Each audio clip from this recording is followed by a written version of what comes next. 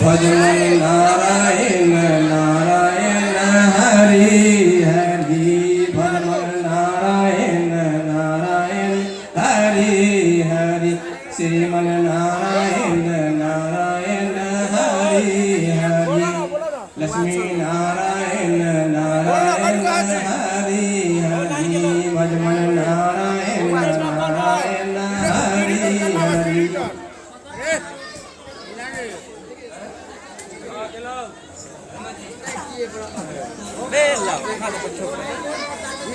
सीढ़ी कोरी सीढ़ी कोरी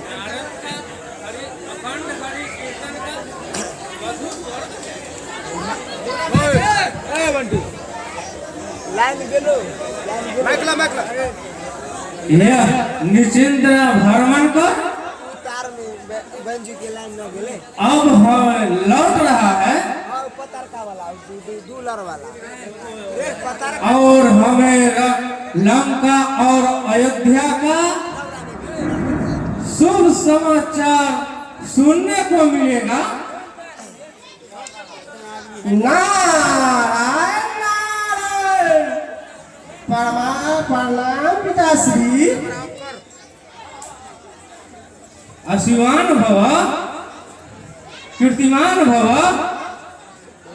कहो बस मृत्यु लोग को सभी का संपर्क कराए हो। नारायण नारायण हाँ पिताश्री बोला ना ऐसी क्षमता मुझ में है ना पृथ्वी का संपूर्ण काल एक नारद तो क्या 100 नारद भी न कर सकेंगे।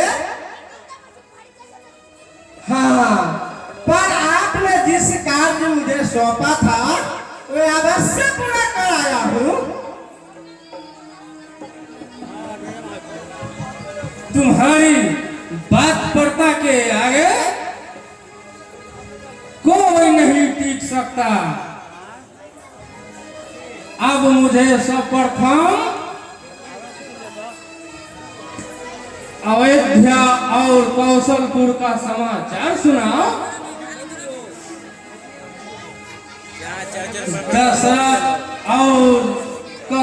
दशरथ और कौशल्या का राजकुमारी का विवाह का क्या हुआ। नारायण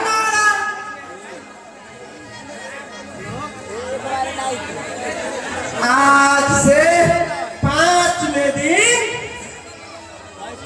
दोनों का पानी ग्रहण अवश्य हो जाएगा।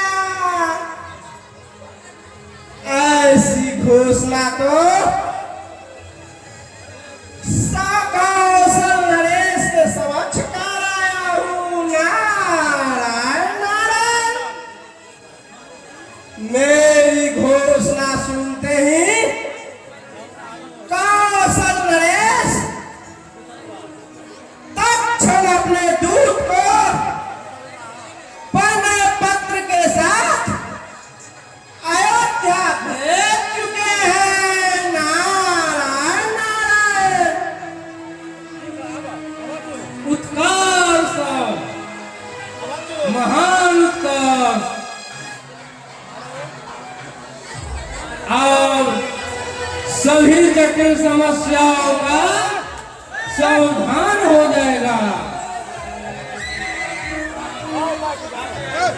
कैसी समस्याओं का समाधान मैं आपकी पहले समझाना है पिताश्री। समय आने पर सब समझ जाओगे नारद जी। हेलो हेलो इतना बात शाम के बाद आदमी है तो निकल जाए। बात से क्यों कहा जा रहा है। शाम के बाद से आदमी हट जाए। किसी बात तो इधर से एकदम हटा देंगे अपने निकाल कर। शाम के बाद से हट जाए।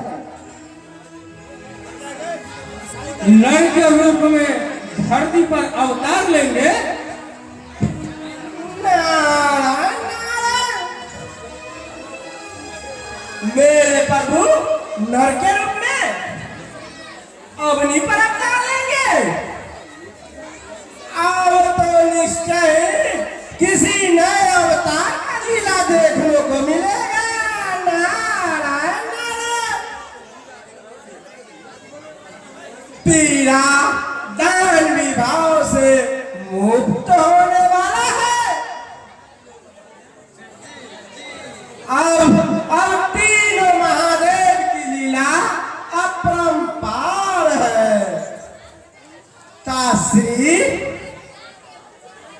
अब मैं विश्राम के लिए प्रस्थान करता हूँ। नारायण नारायण। ठहरो नारद, तुमने मुझे लंकापुरी का समाचार तो सुना ही नहीं। कहो, वर्तमान काल में लंकेश का क्या सच है?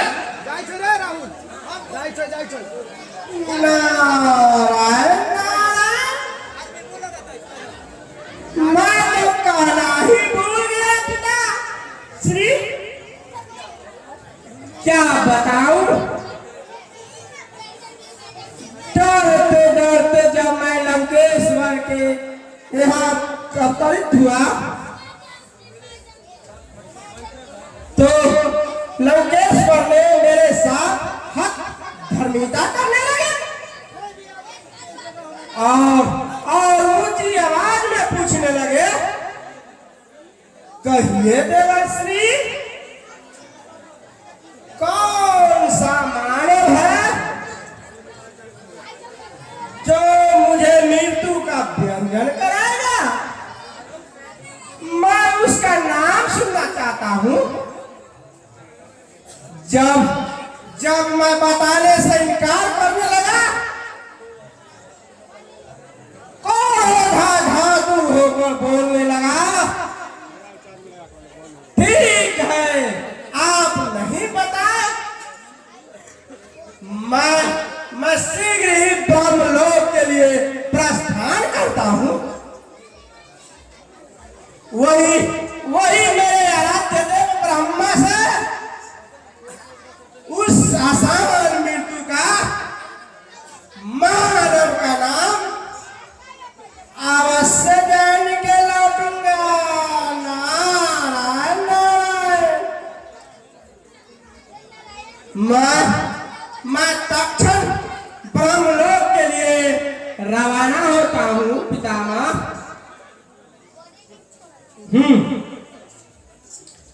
ऐसी उत्तरांता विनाश काले विपरीत बुद्धि, बहुत अच्छा, आने दो उसे, मैं भी उसके साथ बेशक्ति से पेश आऊंगा। अब तुम जा सकते हो। छोरा साला बहुत पक्का मार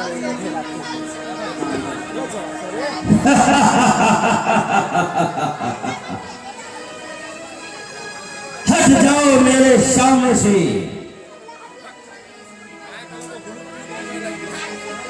ब्रह्मलोक के कंपित कर देने वाला भयानक गर्जन।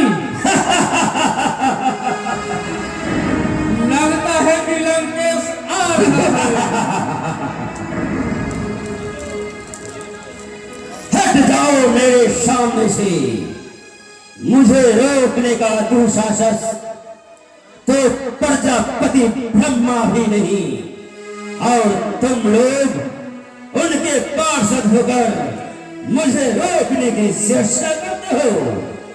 तुम लोग जानते नहीं, मैं त्रिलोक के विजेता रावण हूँ, रावण। मेरा मार छोड़ दे, वरना मैं सभी को अपना पैरों तले कुचल दूंगा।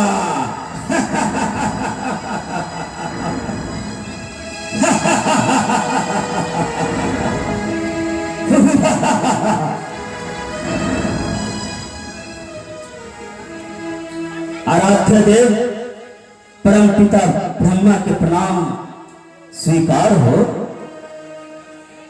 लंकेश, इस तरह अभरता पूर्ण आगमन कहीं भी अशुभ होता है। शुभ और अशुभ कर्म फल योग के मेरे ऊपर छोड़ दीजिए आराध्य देव। आने वाला अशुभ भी रावण के लिए शुभ ही होता है। लंकेश, तुम्हारा अहंकार तुम्हारे ही सर चढ़कर बोलने लगा है। इसे तुम बुद्धि और विवेक की संजीत कर लो, वरना यही अहंकार तुम्हारे पतन का कारण बनेगा। मेरा पसंद का कारण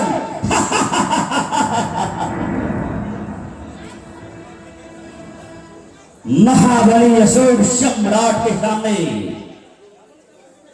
रावण का आप भी कैसा प्रलाप कर रहे हैं पिताश्री। मैं तो अपने ही पतन के विषय में आपसे कुछ पूछने आया था। तुम्हारे पूछने का तरीका ही अनुचित है रावण। मेरे लिए क्या उचित और क्या अनुचित, इसे तो आप छोड़ दीजिए परम पिता ब्रह्मदेव। आप सिर्फ कृपा कर मेरे ही विनाश के विषय में तत्क्षण बताने की चेष्टा करें। विनाश के विषय में? हाँ, विनाश के विषय में आपसे प्रताप वरदान मुझे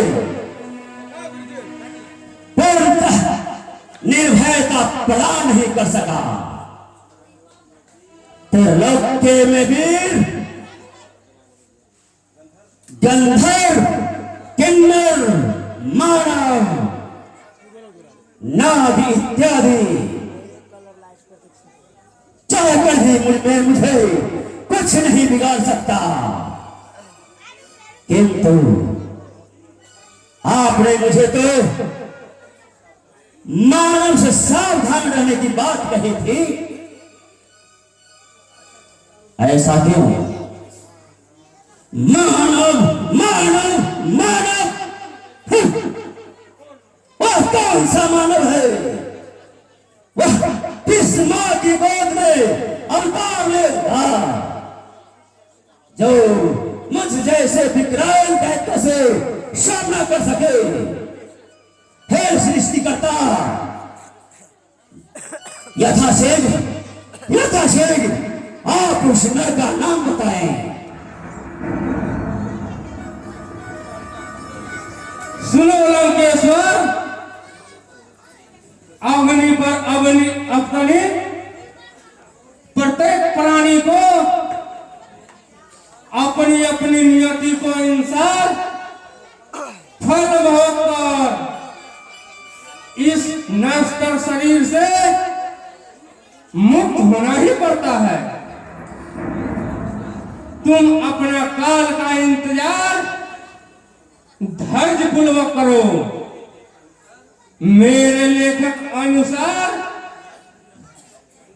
तुम्हारे भी विनाश निश्चित है।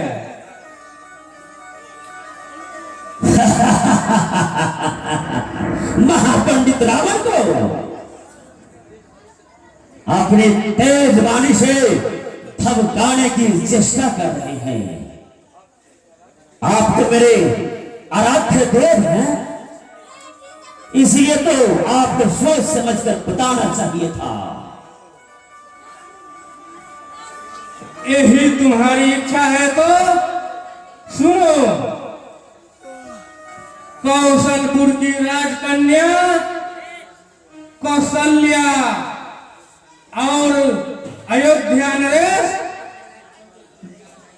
को दशरथ से उत्पन्न राम तुम्हारा वध करेगा।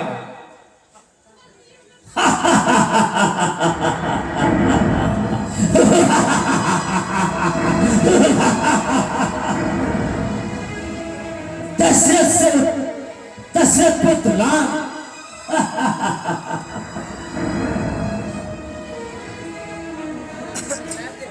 आगुना कौशल्या और दशरथ का विवाह होगा और ना ही राम पैदा होगा और नहीं रावण की मौत। अभिमानी रावण, तुमको क्या तुम्हारे जैसे सैकड़ों रावण कौशल्या और दशरथ का विवाह नहीं रोक सकेंगे। ऐसी तुम अयोध्या करना चाहते हो तो करके देख लो। आज से 5वें दिन दशरथ और कौशल्या का विवाह अवश्य ही होगा। असंभव, नितांत असंभव। मैं ऐसा कदापि नहीं होने दूंगा। आप भी कान खोल के सुन ले आराध्य देव, मैं अकेला रावण हूं। कौशल्या और दशरथ के बीच ऐसी दरार पैदा कर दूंगा जो ये दोनों जीवन भर कभी मिल ही नहीं सकते।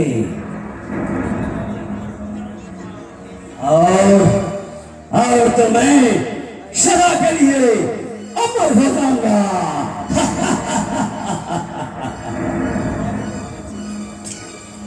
मैं आपके लिखा हुआ अनुसार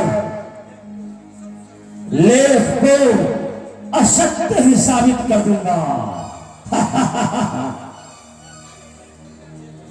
बाहर